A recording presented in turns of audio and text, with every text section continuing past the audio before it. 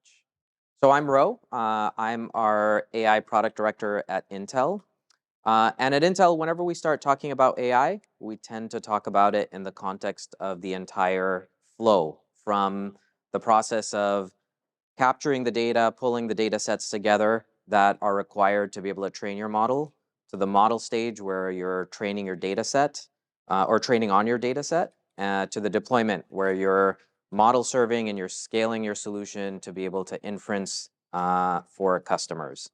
And generally speaking, we talk about the whole flow, but for the purposes of today's conversation, I really want to focus on the inference side of things. And the reason is that generally speaking, the data step has been a very CPU-centric product that is used to collect the data and create the data set. When it comes to deep learning training specifically, it generally tends to be an accelerator that you need to be able to train these large-scale models. But when it comes to deployment, we see a big mix between CPUs and then accelerators like GPUs and products like Gaudi. And so today I really wanted to, from a CPU perspective, focus on where we're seeing opportunities for inferencing on CPUs. And the key reasons we consistently hear for why they deploy on CPUs is we meet our customers' critical requirements, we enable ease of deployment, and we deliver a great TCO benefit for mixed general purpose and AI workloads. And I'll talk a little bit more about that in subsequent slides. So when we look at deploying AI on Xeon, what we see is a bifurcation in the customer usage models. There's the left-hand side, which is where we're seeing large cycles dedicated to AI. And this is, if you look at deep learning training, that tends to be very AI-centric. There aren't very many general purpose cycles. If you look at massive scale inferencing, so if you're inferencing a trillion parameter model like GPT-4, and companies like OpenAI and Anthropic are deploying these massive scale models where a majority of the cycles are AI cycles, it makes sense to go to an accelerator. And then when you look at other scenarios, there are many well-established companies that have developed products that they're delivering to the market that don't have AI in them. And now with the advent of new capabilities with AI, they're looking at infusing it into their application. And that's where you see a mix of general purpose and AI cycles coming together. And this is where we see customers saying that CPUs deliver great value for deploying their solution on the CPU. Is that a neural net node count distinction here between general purpose and large scale? Anything over 20 billion would be accelerators, anything less than 5 billion would be none? Or I'll talk about that in a little bit. There, of course, are going to be multiple criteria, especially when we start talking about large language models. There is the model size. There's also the application and the requirements for the application. Generally, when it comes to large language models, it gets very latency centric. And so if you're doing code gen versus a chatbot, you have a different set of latency requirements, and that also can affect it. But I'll show you some slides, and I will get to some of the large language model data that we have on CPUs, and where we see at least the ceiling for CPUs when it comes to generative AI. Okay, and so when we look at the right-hand scenario, one of the key things is the AI cycles and how much is associated with the AI cycles. And a lot of this comes down to how fast we can run those AI cycles on the CPU. And so this is more of a historical view. So we took one of the older models that is used by many customers in the industry, or equivalent model sizes. So prior to the generative AI boom, most models were sub 1 billion parameters. And when we look at when we first started measuring our AI workloads going back to Broadwell, with this example, we were at 400 frames per second. But coming to our current generation CPUs, we're able to achieve 19,000 frames per second. So if you think about the fact that 19,000 frames per second, if you're supporting cameras, that's hundreds of cameras you can support.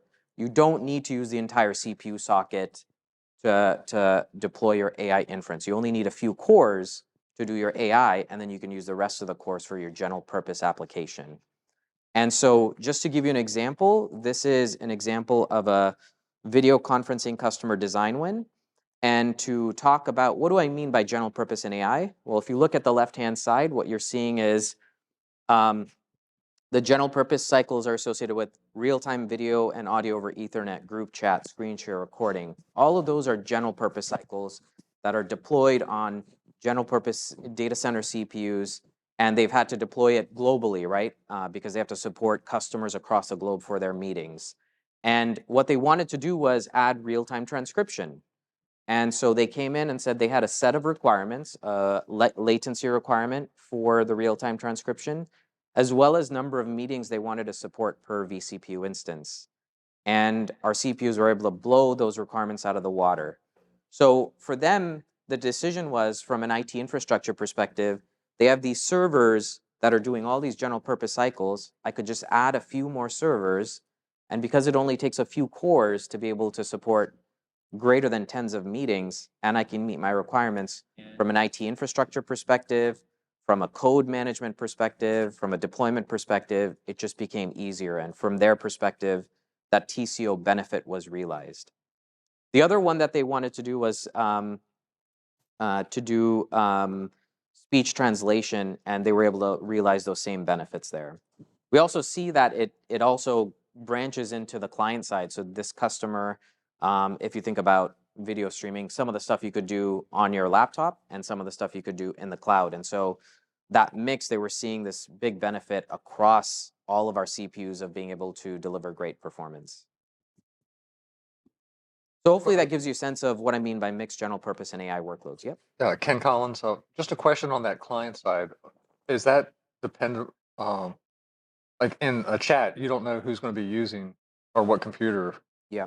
So I was kind of confused about what the client meant over there, and I didn't know if those workloads over there were sort of transformer based or not.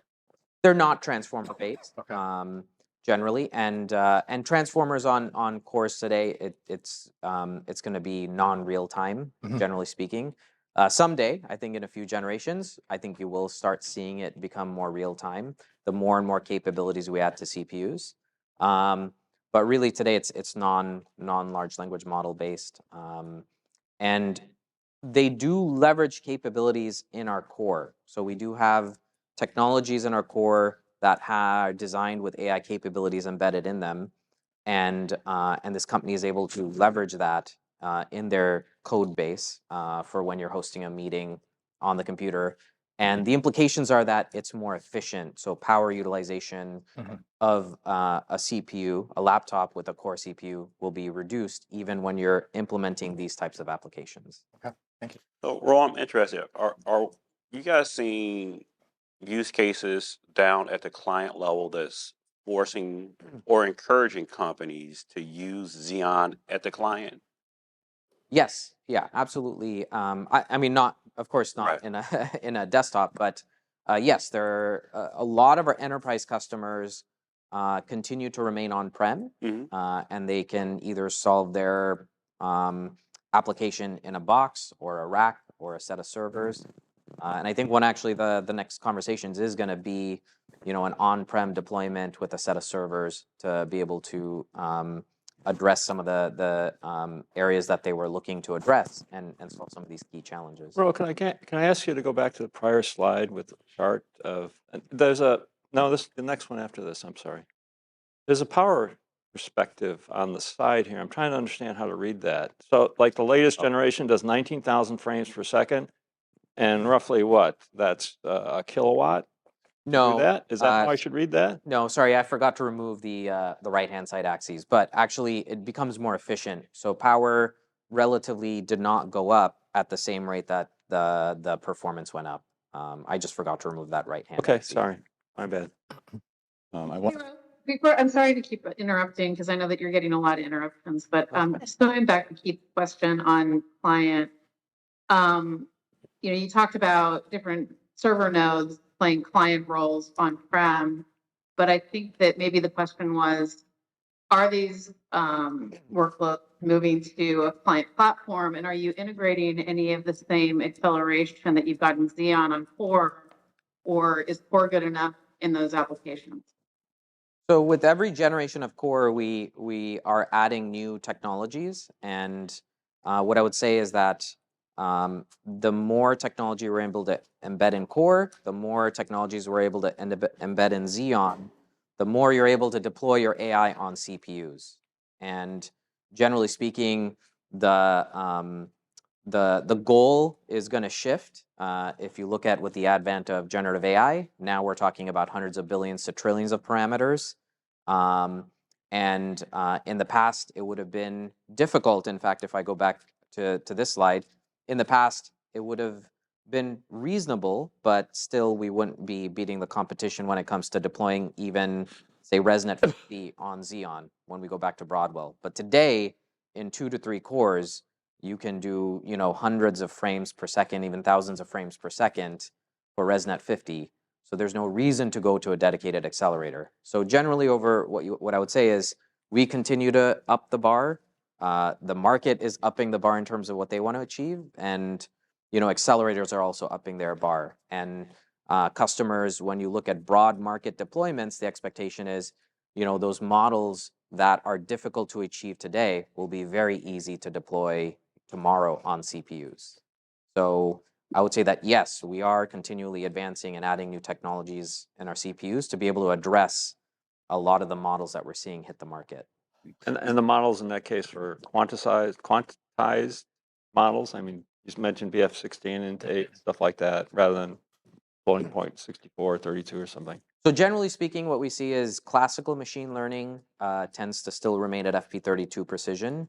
When we look at deep learning workloads, what we do see is a mix. Some customers still stick with FP32 precision. Many do go down to bfloat16, FP16, or int8. So it's a big mix, and the great thing is we've added technology. So within Xeon, we added this advanced matrix extensions technology. Yeah. So within each core, there's a matrix multiplication, and we support multiple precisions and the software necessary to quantize down to that precision. Okay. On that video conferencing example you were just talking about, right, you got this chart with the blue and yellow, and you kind of explained that they could do that, but I didn't catch the why they did. How did they really evaluate that compared to having dedicated accelerators doing that on the same cloud as well? Yeah, so they didn't disclose what the results were on the competitive product. Generally speaking, what they said is, from an IT infrastructure perspective, if you look at the blue portion, they've got these servers globally. So if I just add a few more servers, from a management perspective, it became easy because it's only a handful of cores to be able to inference. And they were able to integrate it. So they were able to get their latency as low as possible. They didn't have to offload to something. The second thing is that they told us was that we had a set of requirements and you were easily able to meet those requirements or beat those requirements. And the third thing that they told us was that from a code base perspective, I only have to manage one code base now, and I don't have to worry about, we're accelerating or deploying accelerators to be able to do this. So I think that there's a threshold at which it makes sense to go to an accelerator, and that threshold is going to vary from customer to customer. They did say that our performance was reasonably close to the GPU testing against, but we were not able to do an apples to apples comparison of software to software equivalent. So it's very difficult to say, anything else beyond that. Right, but from their end, I mean, they clearly did that evaluation themselves, and they're obviously operating at significant scale. Yeah, which is interesting. Yeah. Okay, so I can't have a conversation without talking about generative AI because it is a big topic of conversation. And what we're seeing in the market is this bifurcation, and this is more of a subjective view on the y-axis. But generally speaking, what we're seeing is this creation of giant AI models or giant large language models that are on the hundreds of billions to trillions of parameters. And generally speaking, that's where we're seeing the hyperscalers as first-party use cases to deliver to the world, or we see these startups like Anthropic and OpenAI building these trillion-plus parameter models. Then we're seeing this creation of many nimble AI models or small language models, which is on the order of a billion to 100 billion parameters. And that's where we're seeing a majority of enterprises, or we're expecting a majority of enterprises to end up landing, just because of the cost associated with deploying a trillion plus parameter model, and the ability to leverage capabilities like retrieval augmented generation or fine tuning to be able to hone your application or your use case specifically, hone the model to your specific use case. And so we're seeing many customers and many models being developed more on this nimble AI model arena.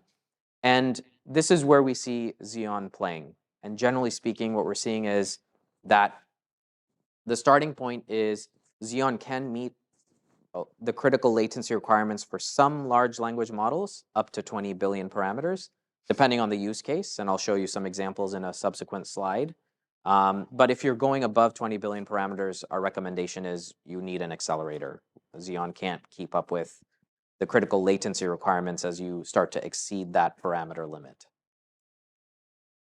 So just to give you a few examples, here's two models that are well known in the industry. GPT-J 6 billion. So on a 6 billion parameter model, one of the key requirements that comes up is next token latency, which is synonymous with how fast can I have the next word come out. And if you can have the next word come out in a chatbot in less than 100 milliseconds, then generally that's faster than a human can read. So the goal is to be able to beat how fast a human can read, and that 100 millisecond requirement is the very baseline requirement when we see customers engage with us for large language models. And so with GPT-J, we were able to easily beat that. That's a 6 billion parameter model and get to about 30 milliseconds of latency. When we get to Llama 13 billion, you start to get to the 60 millisecond latency. You start edging towards that 100 millisecond threshold. Now, some customers have more stringent requirements beyond that 100 millisecond threshold.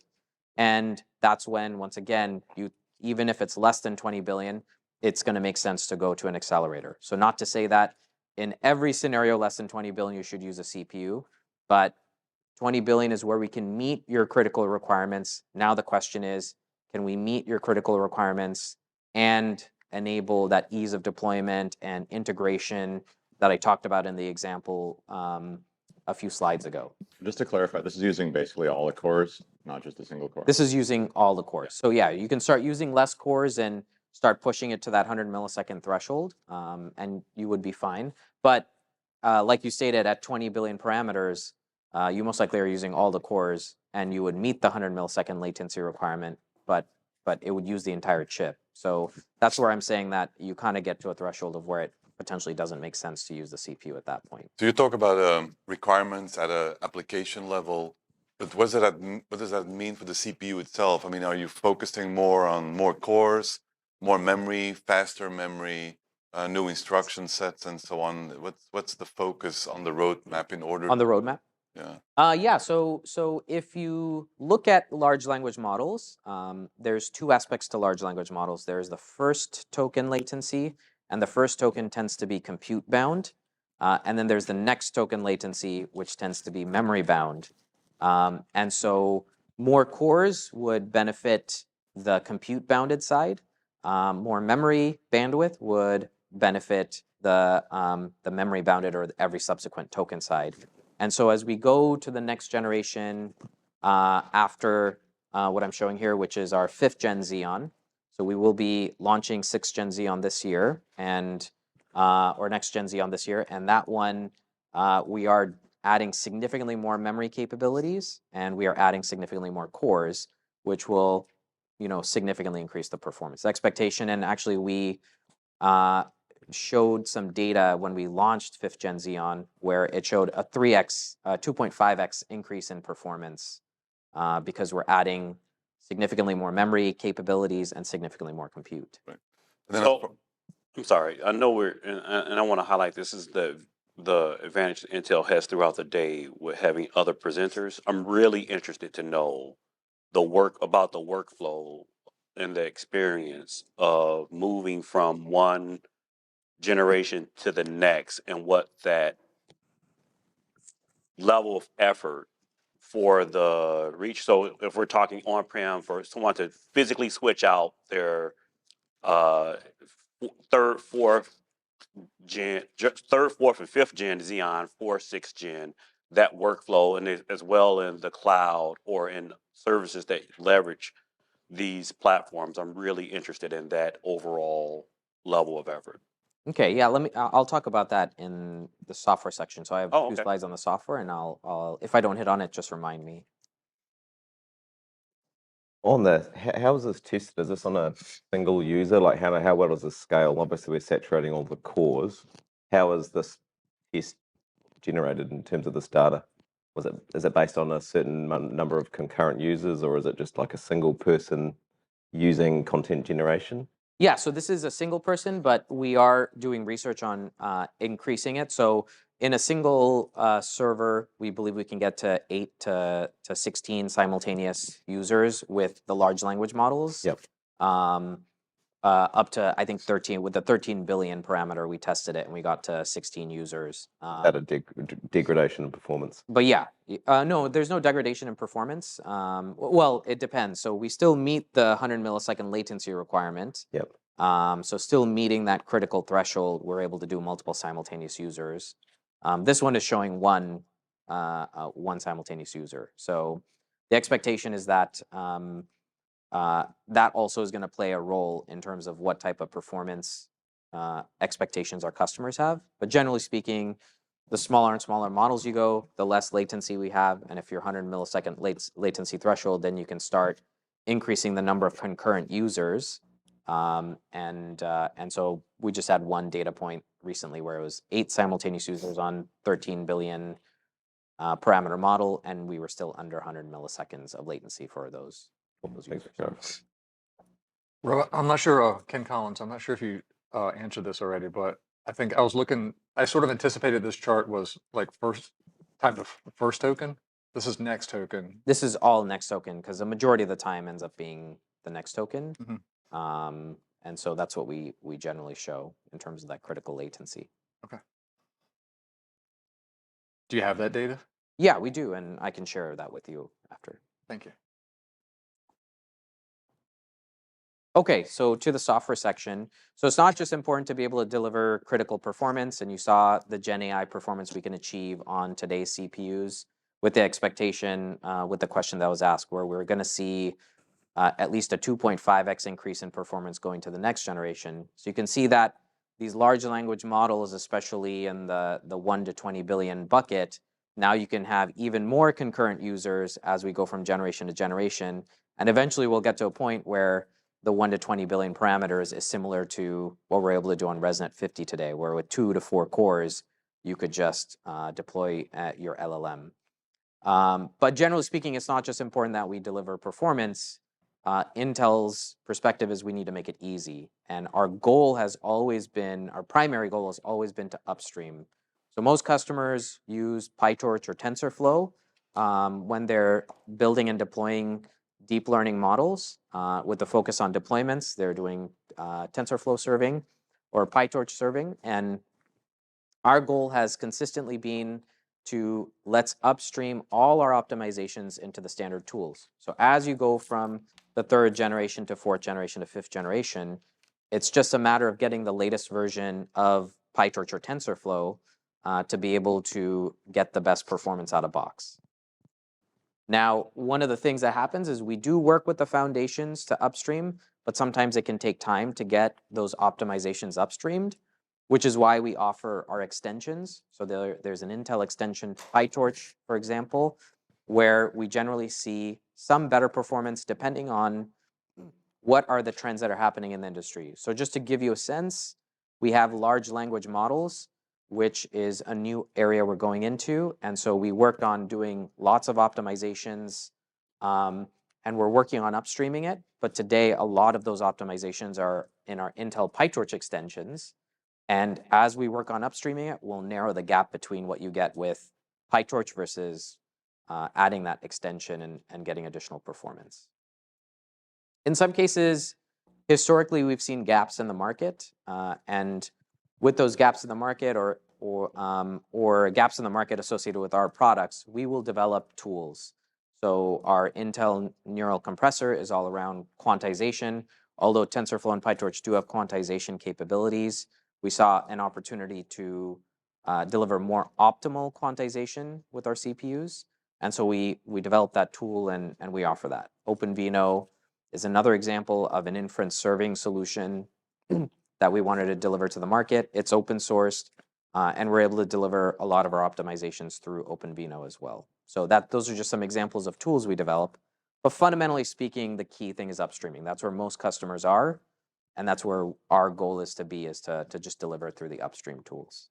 And just for those that are not familiar with OpenVINO, like myself, is that a like a tool where I could take an existing model and just run it through it and it's going to quantize it? And yeah, so OpenVINO is a model serving tool specifically. And so you would train in PyTorch or TensorFlow, and then you could go directly, when you get OpenVINO, it does this conversion, and you can start model serving in OpenVINO. Okay.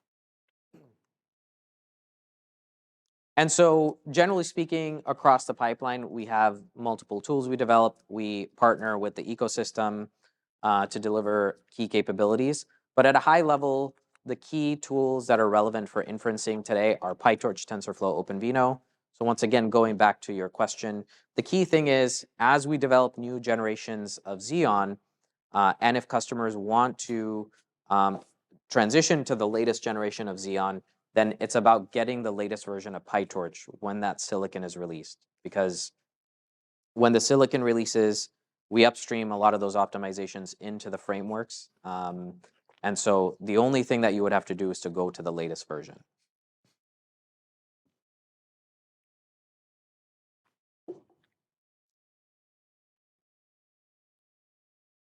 Okay, so hopefully that gave you a sense of what we're doing from a hardware and a software perspective.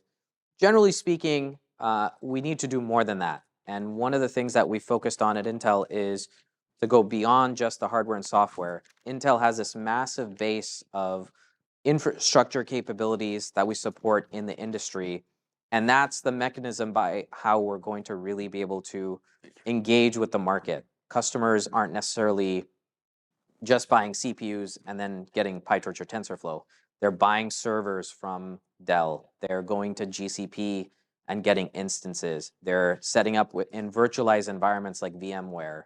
They're leveraging ISVs like Kamiwaza. And so our goal is to make sure that we're showing up where our customers are at. So I'm really excited about some of the stories you're going to hear today, because I think it's a great representation of, one, where Xeon's fit is in the entire AI pipeline, specifically with that focus on inferencing. But it also hopefully demonstrates that Intel's foundational base of being everywhere in the ecosystem enables customers to be able to deploy AI everywhere. Okay. Hey, Ro. Yep. I'm excited for the lineup. Before we leave this section, I just have another question for you? It seems like every week I'm hearing about another AI startup that's developing inference accelerator silicon, and they're aiming in a lot of the places that you've stated that Intel's position is that CPU is the right alternative. Why do you think, and what is Intel's perspective on all of the VC investment and startup engagement in this space if CPU is sufficient? And how should we view that from a standpoint of what you've talked about today? Yeah, so I guess what I would say is that that CPU is not always sufficient. In many cases, CPU is sufficient. In many cases, CPU is not sufficient. And the examples of the trillion parameter model or 175 billion GPT-4, Xeon is not really going to be able to play in that arena today. Maybe, 5 years from now, we're going to be talking about 10 trillion parameters, and CPUs will easily be able to do 1 trillion parameters. But today, I mean, there's a threshold that CPUs can meet. And even under 1 billion, 20 billion parameters, there's cases where CPUs are really a good choice. And there's a point at which you need to transition to a GPU or an accelerator. So I guess what I'm saying is I don't think CPUs are the solution for inferencing. I think it is a solution that will meet a big chunk of requirements for the market. But I think these VC investments make sense because once you cross that threshold, you need to go to an accelerator. I think that the challenge that I'm having is that I'm seeing acceleration targets across that continuum, even in the smaller LLM spaces. And so I guess my question is, why do you think they're trending down into the smaller sizes? I mean, I think that it's a pretty nascent market. There's a lot of opportunity there, and there's a lot of competition. The reality is that AI represents a big revenue opportunity in the industry, and so with this large revenue opportunity, there are going to be competitors coming after the types of areas that CPUs could meet the requirements. And depending on the applications, most of these companies are probably directly engaging with customers and delivering value. So I don't want to say that I don't want to say that CPUs necessarily can solve everything, but to your point, there are many products that I think are being developed to be able to try and capture a big chunk of this revenue. And so there's going to be a lot of competition, especially with a lot of change happening very quickly in the AI industry and a lot of revenue opportunity.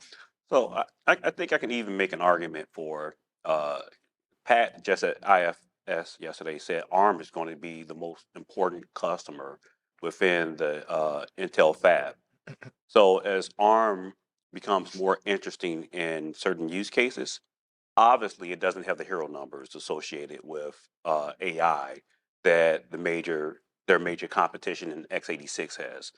So, Allison, I can absolutely see a use case for these other accelerators combined with ARM. I don't know if that's the story today, but I can see from a roadmap perspective, as you know, we talked about it in yesterday's event, that there's a use case for AI at the edge that Xeon may not be able to meet from power perspective. So I see that there's a niche there. I don't know if there's a solid story yet, but I absolutely can see the potential for some of these accelerators that play in a Xeon range. That you would just say, hey, why wouldn't I just go with Xeon? There has to be a reason, and it could be, ARM or some other low-powered processor platform. I think that the other thing is just what comes to mind to me is ease of use and what you were talking about earlier, Ro, about utilizing additional cores for other work.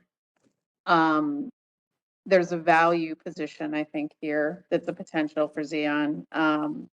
But it does beg the question, and I feel like that's something that as we head further in 2024 and these companies continue to mature, I think that we're going to be talking about it more and more. I'm sure that you know that. Yes, yeah.